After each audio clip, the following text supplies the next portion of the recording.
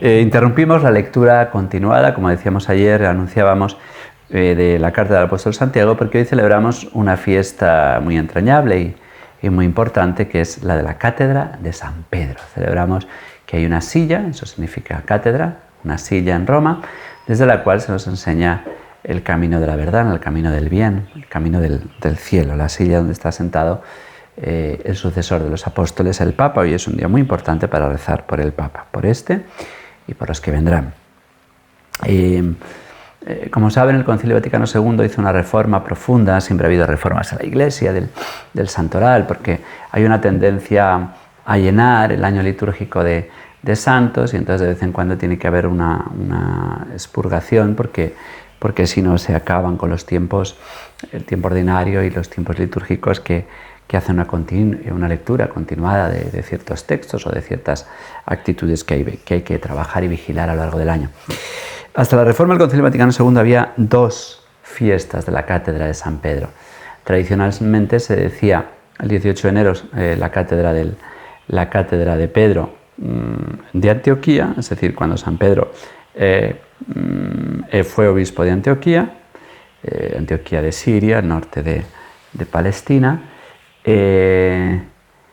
el 22 de febrero, un mes después, la Cátedra de San Pedro, la cátedra en Roma. Bien, hay varias teorías para explicar estas dos sillas, estas dos fiestas. Hay una que dice que siempre se celebraba el 22 de febrero en la iglesia, pero que en la Galia, en Francia, se adelantaba para que esta fiesta no cayera en Cuaresma. Hay otros que dicen que hay una tradición importante que dice que en Roma, no una en Antioquía y otra en Roma, como se celebraba desde el Concilio Vaticano II, la Cátedra de San Pedro en Antioquía y la Cátedra de San Pedro en Roma, sino que en el mismo Roma había dos cátedras, dos sillas que usaba habitualmente Pedro. Una sería la que estaba en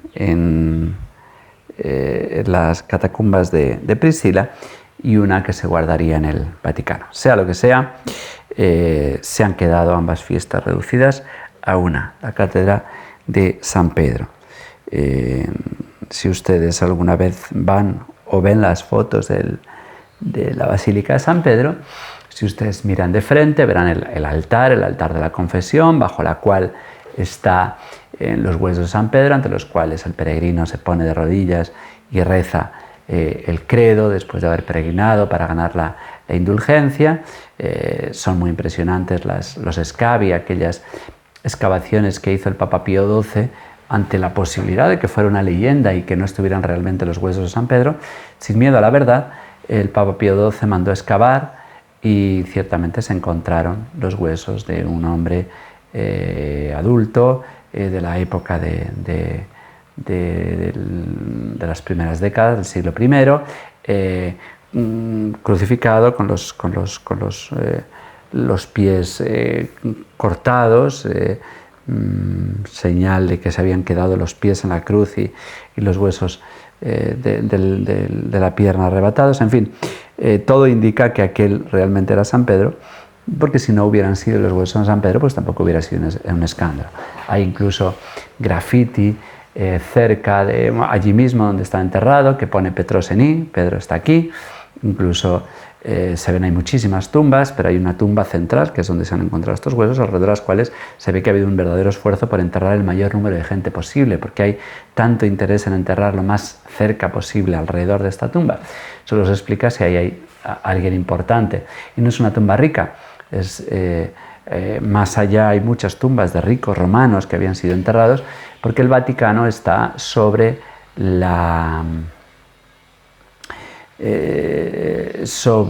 lo que había sido un estadio romano, y en la parte más pobre, porque es una zona insalubre, es una zona, no era una zona rica, una zona para vivir agradable, pantanosa era, pero más allá sí hay cementerio y ahí están enterrados personajes ilustres romanos, pero la parte en la que está enterrada San Pedro es una parte, ya digo, insalubre, inhóspita, y sin embargo, pues ahí Constantino en el siglo IV, para poder construir algo en lo que es una colina, tuvo que que hacer obras serias, arrancar mucha tierra de la colina para ponerla en el valle y poder hacer una gran superficie. ¿Por qué tanta obra? Porque hay una certeza desde muy pronto de que ahí está enterrado San Pedro, si no, Constantino bien, si hubiera querido inventarse que ahí estaba San Pedro, se hubiera inventado que estaba en otro lugar mucho más fácil de construir. Bueno, pues muchos metros más hacia arriba de los Scavi hay varios sucesivos altares que se han ido construyendo a lo largo de la historia, y más al fondo podemos encontrar esta famosa silla bajo la gloria de Bernini, esta gran Espíritu Santo que viene desde una almendra de fuego. Pues ahí debajo está la silla, la cátedra de bronce, que está custodiada y llevada, está como flotante, custodiada por San Agustín y San Ambrosio, en la parte delantera, que son los padres más venerados latinos de Occidente, y detrás están los padres más venerados de la tradición oriental griega, San Atanasio y San Juan Crisóstomo. Dentro de esta silla de bronce tan bonita hay una silla tosca, maltratada, astillada, se ve que ha habido personas a lo largo de la antigüedad que han ido arrancando trocitos, llevándoselos como reliquia, una silla de madera, que algunos dicen que es medieval, pero cada vez hay más científicos que atestiguan que es antigua, de la edad de Pedro. Bien, nosotros hoy miramos esta cátedra con cariño, con veneración, ante aquel que, como nos dice el Evangelio de hoy, le han sido entregadas las llaves para abrir y cerrar. Es el Papa, uno de estos tres amores blancos del católico, jerarquizado, por supuesto. El amor más grande es la Eucaristía, la Virgen María, y muy en tercer lugar, pero en un lugar también muy central de nuestro corazón, está el amor al Papa. Actualmente es más fácil amar a los papas, que han sido piadosos, muchos de ellos muchos santos, y ninguno ha errado al enseñar. Sí que han errado mucho los papas, incluido San Pedro, al callar. El papa es infalible cuando habla, y cuando habla según cuándo y cómo, no al callar. Y muchas veces ha habido papas cobardes que han tenido muchas omisiones y que han hecho daño a la Iglesia por eso. Pero hoy es un día para rezar por el Santo Padre y por fomentar nuestro amor al Papa, que tiene que ser equilibrado, porque si bien es cierto que los que no tienen fe pues denostan al Papa y algunos hasta le llaman el anticristo, pero en los últimos tiempos hemos caído en una especie, y entiéndanme, especie, lo vamos a poner con muchas comillas, de papolatría. No hay papolatría porque nadie adora al Papa, pero sí hay una especie a raíz de este movimiento tan bonito que es el del ultramontanismo, y es que a raíz del maltrato que han sufrido los papas desde Napoleón en adelante por las autoridades, por los reyes que ya no son cristianos, desde Napoleón, que se corona él mismo maltratando a Pío VII y queriéndole suplantar y dominar como un títere, cosa que no se dejó este gran papa, Pío VII, se negó a ser títere. Pues surgió un movimiento muy bonito que es ultramontano, que precisamente era para superar la crisis grande que sufrió la Iglesia de veneración por el Papa. Los papas de estos 70 años del destierro de Aviñón, se llama destierro por estos 70 años que se asemejan a los de Babilonia, y luego estos 40 años que se asimilan a los del Éxodo, en los cuales ha habido 2 y hasta 3 papas, el cisma de Occidente. Pues en total más de un siglo, los 70 del destierro, los 40 del cisma, pues tenemos más de un siglo de unos papas en el siglo XIV caídos en el más absoluto descrédito. Es en esta época cuando Santa Catalina de Siena, sin embargo, que sabe regañar a los papas de entonces, habla del dulce Cristo en la tierra. Bien, pues ya digo que surge este movimiento ultramontano, porque para ir a Roma habría que atravesar las montañas de los Alpes que protegen la península itálica, luego incluso los Apeninos, a lo largo atravesando la península. Pues este movimiento ultramontano de aquellos que aman a lo que está detrás de las montañas, detrás de los Alpes, que es el Papa, pues este movimiento ha llevado quizás a una excesiva veneración del Papa, en el sentido de que, después de un Papa tan grande como el Papa Pío IX, que precisamente había sido presentado como liberal, como filomasónico, y todo lo contrario, sorprendió, y quizás por eso todavía no está canonizado, injustamente, porque Beato Pío IX es un gran papa, ha hecho un bien inmenso a la Iglesia, pero esa claridad con la que habló y no está tan de moda, pues hay una anécdota que cuenta que San Juan Bosco vio cómo sus niños gritaban igual que los masones: ¡Viva Pío IX! Porque los masones estaban muy contentos, falsamente confiados en que el Papa iba a introducir en los Estados Vaticanos, que luego serán usurpados muy pronto por Garibaldi y todo el movimiento del Risorgimento, de los carbonarios, pues San Juan Bosco, para que los gritos de sus niños no se confundieran con los de los masones, decía: no digan viva Pío IX, sino viva el Papa. Porque independientemente de quién sea el Papa, hemos de tener veneración por el Santo Padre. En los últimos tiempos, con el Papa Francisco, que es un hombre pues, muy carismático, un hombre de mucha palabra, habla mucho y no todo lo que dice evidentemente es infalible, él mismo lo sabe y lo dice, Papa muy dicharachero, muy coloquial, muy poco preciso muchas veces en lo que dice, pues ha llevado a muchas contradicciones, a muchas manipulaciones, a muchas dificultades de sus colaboradores para explicar lo que realmente ha dicho en momentos coloquiales, a veces cosas sin pensar mucho, y eso ha llevado a muchos a tener la vana esperanza de que el Papa pueda, no creo que lo quiera, pero es que no lo puede, cambiar la doctrina de la Iglesia y contradecir lo que siempre ha sido la verdad y lo que siempre ha sido la tradición. Él lo ha dicho alguna vez: yo soy hijo de la Iglesia, no estoy por encima de la Iglesia, y por lo tanto enseño lo que ella siempre ha dicho. No se puede contradecir lo que los anteriores papas han dicho desde el magisterio, porque repito que los anteriores papas también han hablado muchas veces y son solo infalibles cuando hablan ex cátedra con la intención de definir. Lo que pasa es que los papas anteriores tendían a hablar menos, eso es verdad. En los últimos tiempos, con tanta cámara y con tanta televisión, y esta, ya digo, papolatría que existe, en la cual hace que nos interese qué zapatos se pone el Papa, que le interese a algunos qué desayuna y cuándo tose, pues eso hace que muchos malintencionados, que se han pasado su vida denostando lo que ha dicho siempre la Iglesia, lo que ha enseñado el Papa Juan Pablo II de modo infalible en sus encíclicas, en su magisterio infalible. Por ejemplo, el Papa dejó completamente cerrado, Juan Pablo II, el acceso de la mujer al sacerdocio. No porque la Iglesia tenga algo en contra de que la mujer sea sacerdote, sino porque la Iglesia no tiene autoridad para hacer algo que no hizo Cristo. Bueno, pues esos mismos que niegan la infalibilidad de aquellas cosas que los pontífices han dicho empeñando con palabras y con verdadero interés en que son doctrinas irreformables, como afirmó en este caso Juan Pablo II,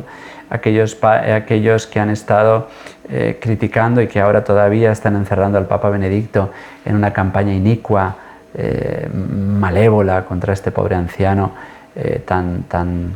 tan entregado y que tanto ha hecho precisamente en favor del descubrimiento de los sacerdotes pederastas y de la limpieza de esta lacra que ha ocupado muchos rincones de la Iglesia. Pues estos mismos que han estado siempre criticando al Papa ahora nos dicen que son de la Iglesia de Francisco y que todo lo que dice Francisco es infalible y que no se puede discrepar absolutamente en nada de lo que él dice, ni siquiera en cómo lo dice. Bien, pues no podemos seguir a estos papanatas y a estos manipuladores y traidores a la Iglesia en el fondo,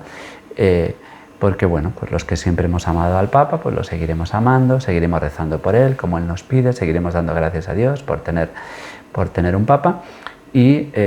bueno, pues sabiendo que los papas se pueden equivocar porque son humanos, no cuando hablan ex cátedra, pero a lo largo de la historia reconocemos con qué facilidad hablamos de papas que han sido criminales, de papas que han sido muy poquito ejemplares, que han llevado a mucha confusión, que han llevado a muertes. Yo siempre pongo el ejemplo de Pío XI, un grandísimo papa, pero que no acertó, por ejemplo, en la orden que dio a los cristeros. Y bueno, pues tantas cosas podríamos citar, ¿no? Papas inicuos realmente que ha tenido la Iglesia, papas que siempre se han pintado en los cuadros, que para que todo cristiano tenga presente, pues se han pintado, cuando se pinta el infierno, se han pintado. No nos consta que haya ningún papa en el infierno, pero que la posibilidad de que haya en el infierno reyes, papas, obispos, cardenales y sacerdotes, pues es algo que siempre hemos pensado, y ahora parece que uno por ser papa ya de repente sube a un nivel que lo incapacita para equivocarse absolutamente en todo, ¿no? El mismo Dante Alighieri pues cometió esta falta de caridad en el fondo de escribir en la Divina Comedia, de escribir al Papa Bonifacio VIII, que era el Papa reinante entonces, en el infierno. Yo le tengo más simpatía a Bonifacio VIII de la que le tenía Dante, pero sea lo que fuera, aunque pudiera ser una falta de caridad, pero nadie le acusó de poco cristiano. Entonces hoy parece que no podemos decir absolutamente nada del Papa, y tenemos que ser muy prudentes y muy caritativos a la hora de discrepar de algunas cosas, de algunas formas, de algunas injusticias. Bueno, pues hemos de hacerlo como se critica a un padre, ¿no? A un padre se le critica no en público, no ante aquellos que, pues a un padre siempre se le defiende, pero entre los hermanos, pues a veces pueden decir esto no me gusta de papá, esto lo ha hecho mal, y bueno, en público alguna vez, San Pablo, al primer papa santo canonizado y columna de la Iglesia, y sobre el cual está construida toda la Iglesia y la Basílica de San Pedro y la cátedra que hoy veneramos, pues San Pablo en el capítulo 2 de Gálatas nos dice cómo reprendió a Pedro por su cobardía ante los judaizantes. Bien, pues esto nos tiene que llevar a ser muy fieles a lo que el mismo Papa Francisco nos dice. Él dice que le gusta, que le corrijan, que le gusta, que le lleven la contraria, y bueno, pues ya digo, con espíritu filial, con docilidad, a la Iglesia de siempre. No hay una Iglesia de hoy, una Iglesia de ayer, y eso nos lleva pues a intentar ser muy prudentes, muy caritativos, pero muy firmes y muy fieles, antes que al Papa, a la Iglesia, a la verdad, y por lo tanto al Papa, pero siempre en esa jerarquía de amores y en esa jerarquía de importancia de los regalos que el Señor nos ha dado. Pues hoy es un día para eso, para rezar por el Papa, como nos pedía Benedicto XVI, recen para que el Papa no huya de los lobos. Eso es porque existe la posibilidad de que el Papa huya de los lobos, que quiera congraciarse con el espíritu de este mundo, y bueno, pues para eso rezamos con fidelidad, porque siempre nos dice el Papa Francisco, con ese gracejo que tiene argentino, rezar por mí. Pues eso es lo que hoy hacemos, rezamos por el Papa, damos gracias por él y le obedecemos con espíritu filial, y en algunas cosas que podamos estar que podamos no entender o estar en contradicción, pues con prudencia, como quien quiere construir, como quien quiere mejorar, pues lo podemos hacer. Que la bendición de Dios Todopoderoso, Padre, Hijo y Espíritu Santo, descienda sobre ustedes y les acompañe siempre. Hasta mañana, si Dios quiere.